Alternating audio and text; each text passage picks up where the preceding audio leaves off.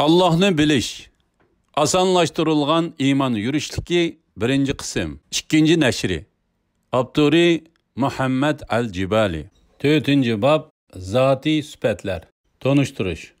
İnsan ve başka canlılarning beden a'zolarini sifatlashda ishlatiladigan sifatlar bor. Biz ularni zati sifat deb ataymiz. Biz bir odamning yuzi, qo'li yoki puti bor degan gapning nimadan derak beradiganligini aniq bilamiz. Biz yana bir odamning putining, kalining yoki ustalning putidan farqli ekanligini bilamiz. Allah subhanahu va taolo bizga o'zining ba'zi zoti sifatlari borligidan xabar bergan. Halbuki bu sifatlar Alloh uchun qo'llanilganda biz bu sifatlarning kayfiyatini bilolmaymiz. Chunki bu insonning qobiliyatidan halqagan bir ishdir. Biz Allohning sifatlarining maxluqotdan hech birining sifatiga o'xshamaydiganligini bilamiz. Shundaqla biz yana uning sifatlarining eng oliy, eng mukammal ekanligini bilamiz.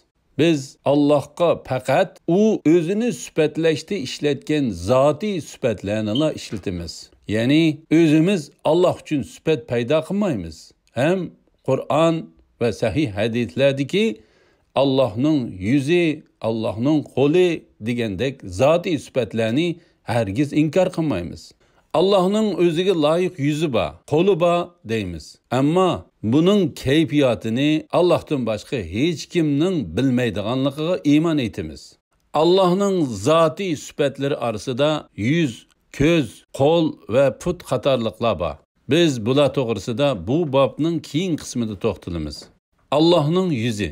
Alloh subhanahu va taoloning majoziy ko'chma ma'noda emas, haqiqiy yuzi bor. Uning yuzi eng mukammal va eng ulug'dir. Halbuki uning yuzi maxluqotlarninkiga hargiz o'xshamaydi. Alloh o'zining yuzi borligini va yuzining ulug', katta ekanligini Qur'onda bayon qilgan. Masalan, Alloh subhanahu va taolo shunday deydi. Tarjimasi: azamatlik va karamlik Rabbingning yuzi mangu qoladi. Sura Rahman 27-oyat. Biz bir yaxshi amalni qilganda uni faqat to'liq ixlos bilan Alloh uchun qilishimiz kerak. Biz odatda buni Alloh rozilik uchun deymiz. Lekin bu Qur'on va hadislarda amallarni Allohning yuzi uchun qilish deb sifatlandi. Masalan, Alloh subhanahu va taolo shunday deydi. Tarjimasi: poklanish uchun mol-mulkini yaxshilik yo'llariga sarf qiladigan odam uningdan, ya'ni davzax o'tidan yiroq qilindi. Uning qilgan yaxshiligi birovning yaxshiligini yondirish uchun emas, faqat ulug' Rabbining yuzi uchundir. U, ya'ni ehson qilguvchi odam Rabbining bergan mukofotidan cho'qim rozi bo'ladi. Sura Layl 17-21-oyatgacha. Buning sababi shuki, biz amallarimizni ixlos bilan faqat Alloh rizoligi uchun qilganda, Alloh subhanahu va taolo amallarimizni qabul qilish uchun ulug' yuzini bizga qaratadi. Masalan, biz namozni xushu bilan o'qiganda Alloh yuzini bizga qaratadi. Haris al-Ash'ari radhiyallohu anhu Rasululloh alayhisolatu vasallamning shunday deganligini to'plagan. Haqiqatan Alloh sizlarni namozga buyurdi. Shunga sizlar namoz o'qiganda u yoq bu yoqqa qaramanglar. Ham ko'zinglar, ham qalbinglar xushudan burilib ketmasin. Chunki bende u yoq bu yoqqa qaramasizlar, Alloh yuzini namoz o'qiyotgan bendisining yuziga qaratib turdi. Bu hadisni Imom Tirmizi, Ibn Hibban va boshqalar to'plagan. Shayx Albani rahimahulloh Sahihut Targ'ib va Tarhib 552-numurda sahih deb baholagan. Ilova Ibn Qayyim rahimahulloh mundaq deydi. Namozda u yoq bu yoqqa qarash ikki turlikdir. Birinchisi qalbning boshqa xiyollar bilan mashg'ul bo'lib, Alloh subhanahu va taoloni unutishi. Ikkinchisi ko'zning u yoq bu yoqqa qarashi. Bu ikkilisi cheklangan. Bende namozda diqqatini yig'ibli tursa, Alloh uninga yuzlanib turdi. Ammo bendining xiyoli boshqa narsalar bilan mashg'ul bo'lsa yoki ko'zi u yoq bu yoqlarga qarasa, Allohmu uningdan burilib ketadi. Al-Vabil Sayb 20. bab. Bu bizning namozlarimizda nima deyotgan va nima qilayotganligimizga diqqatimizni markazlashtirishimiz kerakligini bildirdi. Ayni shu chaqda Allah subhanahu va taala bizning namozimizdan rozi bo'ladi va uni bizdan qabul qiladi. Biz Allohning yuzini o'zimizninkiga o'xshatib tasavvur qilmasligimiz kerak. Biz Allohning yuzida burun, soqol burut, qosh va hokazolar bor desak qat'iy bo'lmaydi. Biz bu haqda faqat Allah subhanahu va taala Qur'on va sahih hadislar orqali bizga bildirgan narsalar bilanla cheklanishimiz kerak. Allohning ko'zi. Allah subhanahu va taolaning majoziy ko'chma ma'noda emas, haqiqiy ko'zi bor. Uning ko'zlari eng mukammaldir. Lekin u mahluqotlarning ko'zidan tamoman farqlidir. Allah subhanahu va taala Qur'onda o'zining ko'zini tilga olgan. Masalan, Allah subhanahu va taala shunday deydi. Tarjimasi: "Kema bizning ko'z oldimizda mang'atdi. İnkar qilinganni, ya'ni Nuhni mukofotlash uchun Nuhning qavmini g'arq qildik." Sura Qamar 14-oyat. Bu Allah subhanahu va taolaning Nuh alayhissalomning kiyimisini ko'rib turganligini ko'rsatdi. U Nuh alayhissalomni va uning bilan birga bo'lgan oz sondagi mu'minlarni tufon balosidan saqlab qolgan. Biz Allohning ko'zlarini insonninkiga o'xshash rangi, ko'z muskullari yoki qapig'i bor deb tasavvur qilsak bo'lmaydi. Yuqoriqilani Allah yaratgan bo'lib, u Allohning mahluqotlariga xosdir. Allohning ko'zi mahluqotlarnikiga o'xshamaydi. Shunga biz Allohning ko'zi borligiga, shundaqla Allohning ko'zining mukammal ekanligiga iymon etamiz. Allah shu ko'zlari bilan jami mavjudotni, vaqa hodisalarni ko'rib va kuzatib turdi. Lekin biz Allohning ko'zining qandoqligi, ya'ni kayfiyatini bilmaymiz. Allohning qo'li. Allohning majoziy ko'chma ma'noda emas, haqiqiy qo'li bor. Uning qo'li eng mukammaldir. Lekin ular mahluqotning qo'lidan tamoman farqli. Allah qo'llari bilan nima ishlarni qiladi? Allah Qur'onda o'zining qo'lini tilga olgan. Masalan, u Odam alayhissalomni o'z qo'li bilan yaratganligini tilga olib, mundaq degan. Tarjimasi: Allah aytdi: "Ey iblis, men o'z qo'lim bilan yaratgan insonga sajda qilishingga nima to'sqinlik qildi?" Sura Sa'd 75-oyat. Allah subhanahu va taala bizga o'z qo'lining g'oyat zo'r kuch-qudratini bayon qilib, shundaq deydi. Tarjimasi: ular Allohni haqiqiy ravishda tanimadi. Qiyomat kuni zamin butunlay Allohning changilida bo'ladi. Osmonlar Allohning o'ng qo'lida qatlanib turdi. Allah ular, ya'ni mushriklarning shirk keltirgan narsalardan pokdir va ustundir. Sura Zumar 67-oyat. Allah subhanahu va taala o'z mahluqotlariga o'z qo'li orqali rizq ato qiladi. Abu Hurayra radhiyallohu anhudan rivoyat qilinishicha, Rasululloh alayhisolatu vassalam shundaq degan: Allohning o'ng qo'li liqmiliq to'lgan bo'lib, kech-kunduz sarf qilish uni kemaytirib o'tolmaydi. Allah osmon zaminni yaratgandan buyon sarf qilgan narsasining miqdorini o'ylanglarki, u Allohning o'ng qo'lidagi ne'matlarni kemaytirib o'tolmagan. Bu hadisni Imom Buxoriy, Imom Muslim va boshqalar to'plagan. Ya'ni shumi bizga ma'lumki, Rasululloh alayhisolatu vassalam qasam qilganda doim "Vallazi nafsi biyadihi", tarjimasi "Jinim qo'lida bo'lgan Alloh bilan qasamki" deydi. Bu bizning hayot mamotliq barliq ishlarimizning Allohning qo'lida ekanligini ko'rsatadi. Biz yuqorqi dalillardan Alloh subhanahu va taoloning o'ziga xos qudratlik, sehi, hammani tizginlab turadigan qo'li borligini bildik. Ammo biz Allohning qo'lining qanday ekanligini bilmaymiz. Allohning ikkili qo'li o'ngdir. Adette insanların o'ng sol ikki qo'li bor bo'ladi ve ular bir qo'lini ko'pincha hollarda o'ng qo'lini, ya'ni birisiga sol qo'li qaraganda yaxshiroq ishlatalaydi. Ammo Allohga nisbatan uning har ikki qo'li mukammal va qudratlidir.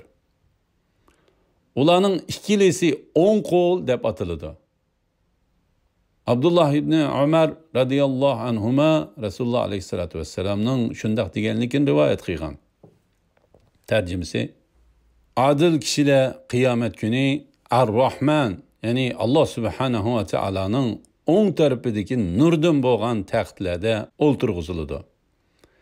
Allohning ikkili qo'li o'ngdir. Bu adolat egalari hukmronligida, oila bola chaqasiga munosabatlik ishlarda ve özü məsul bo'lgan ishlarda adil bo'lganlardir. Muslim 1827, Jami-us Sagir 2121, Sahih Jami 1953 hadis. Allah'ның barmaqları. Allah subhanahu ve taola'nın mecazi köçmü ma'nida emas, haqiqiy barmaqları var. Onun barmaqları en mükemmeldir. Lekin u mahlukatlarning barmoqlaridan tamamen farklıdır. Resulullah aleyhissalatu vesselam bizge Allah'ның barmoq haqida xabar bergan. Abdullah ibn Amr ibn As radıyallahu anhuma Resulullah aleyhissalatu vesselam'ның şundaq deganligini rivoyat qilgan. Hakikaten Adem balalarının qalblari Rahman Teala'nın barmoqlaridan ikki barmoq arasıdadır. Allah'a nispeten ularning hammasi birlik qalbga o'xshaydi. Allah uni o'zi xohlagancha o'zgartib turdi. İmam Muslim to'plagan. Allah'ның pochiqi. Allah subhanahu va taoloning majozi ko'chma ma'nida emas, haqiqiy pochiqi bor. Uning pochiqi eng mukammaldir. Lekin u mahluqotlarning pochiqidan tamamen farqlidir. Resulullah sallallahu aleyhi ve sellem bizge Allah'ның pochiqi haqida xabar bergan. Abu Sa'id Hudri radıyallahu anhudan rivayet qilindi ki Resulullah sallallahu aleyhi ve sellem shundaq degan. Rabbimiz qiyomat kuni pochiqini ochadi. Shuning bilan barliq ayol mu'minlar unga sajda qiladi. Faqat dunyoda ko'stish va o'ngiltish uchun sajda qilganlar qilib qoladi. Ular secde qilishga urinadi, lekin ularning dümbisi bir umurtqaga o'xshash qetib ketadi. Shu vajidan secde qilish uchun egilolmaydi. İmam Buxoriy, İmam Muslim va boshqalar to'plagan. La ilaha illalloh Muhammad Rasululloh. Bu hadisdan ma'lumki, Allohning pochiqi qiyomat kuni mu'minlar uchun bir belgi bo'ladi. Mu'minlar uni ko'rganda o'zining Rabbining huzurida ekanligini biladi va darhol Allohga sajda qilishadi. Dunyo hayotida mu'min siyohiga kirib olgan munofiqlar bo'lsa, u chaqda yolg'ondan sajda qilishga qodir bo'la olmaydi. Shuning uchun biz namoz va boshqa barliq yaxshi amallarimizni faqat Alloh roziligi uchun qilishimiz kerak. Niyetimiz çokum sap bo'lishi, Allohga ixlos bilan yuzlanishimiz, yaxshi ishlarni hargiz insonlar roziligi uchun qilmasligimiz kerak. Allohning puti. Allah subhanahu va taoloning majozi ko'chmi ma'nida emas, haqiqiy puti bor. Uning puti eng mukammaldir. Lekin u mahluqotlarning putidan tamamen farqlidir. Resulullah sallallahu aleyhi ve sellem bizge Allah'ның pochiqi haqida xabar bergan. Anas radiyallohu anhudan rivoyat qilindiki, Rasululloh sallallohu alayhi vasallam shundoq degan: qiyomatda jahannamga mahkum bo'lganlar uningga tashlanaveradi. Jahannam bo'lsa, yana bormi deydi. Oxirida qudratlik Rob, ya'ni Alloh subhanahu va taolo putini uning ustiga qo'ydi. Shuning bilan uning burjaklari liq to'lidi. Jahannam sening izzating va qudrating bilan qasamki, bo'ldi to'shdim deb ketdi. Imom Buxoriy, Imom Muslim va boshqalar to'plagan.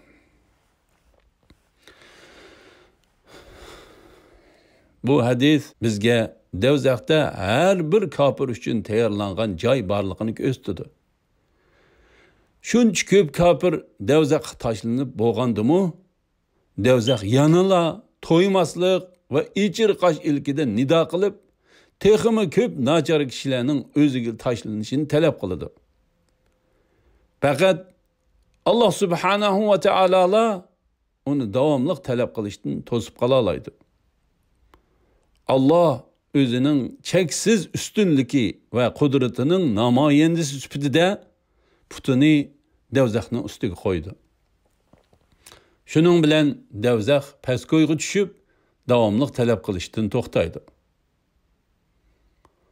Allohni ko'rish. Hech kim bu dunyo hayotida Allohni ko'rolmaydi. İnsan ana shundoq ojiz yaratilgan. Hatto payg'ambarlarmu Allohni ko'rolmaydi. Alloh subhanahu va taolo bizga Musa alayhissalom haqida xabar berib shundoq deydi. Tarjimasi: Musa biz va'da qilgan vaqt kelgan va Rabbi uningga bevosita so'z qilgan chaqda, Rabbim menga o'zingni ko'rsatgin, seni bir ko'rib olay dedi. Allah, meni bu dunyoda hargiz ko'rolmaysan. Chunki insonning bu ojiz teni buningga bardoshlik berolmaydi. Sura A'rof 143-oyat. Aisha radiyallohu anhadan bir muhim darslik. Masruq rahimahullohdan rivoyat qilindiki, Aisha radiyallohu anha uningga mundoq degan: kim sana Muhammad sallallohu alayhi va sallam Rabbini ko'rgan desa, haqiqatan u Allohga qarshi intayin ig'ir kazzoblik qilgan bo'ladi. Shuning bilan Masruq: ey mu'minlarning onasi, menga muhlat bersizlar, meni qo'g'lib etmasizlar degan va Sura Takvir 23-oyatini, ya'ni tarjimasi, u ya'ni Muhammad sallallohu alayhi vasallam uni haqiqatan ro'shan ufqda ko'rdi. Sura Najm 13-oyat tarjimasi, haqiqatan u ya'ni Muhammad sallallohu alayhi vasallam uni ikkinchi qitimliq tushdi ko'rdi demidimi deb so'raganda, Aisha radhiyallohu anha: men bu ummatning ichida bu haqda Rasululloh sallallohu alayhi vasallamdan so'raganlarning tunjisiman. Rasululloh sallallohu alayhi vasallam menga mundoq degan: u ya'ni oyatdagi ko'z tutilgani Jibril alayhissalomdir. Men faqat shu ikki qitimdala uni asli yaratilgan shaklda ko'rib baqdim. Men uning osmondan uchib tushganligini ko'rdim.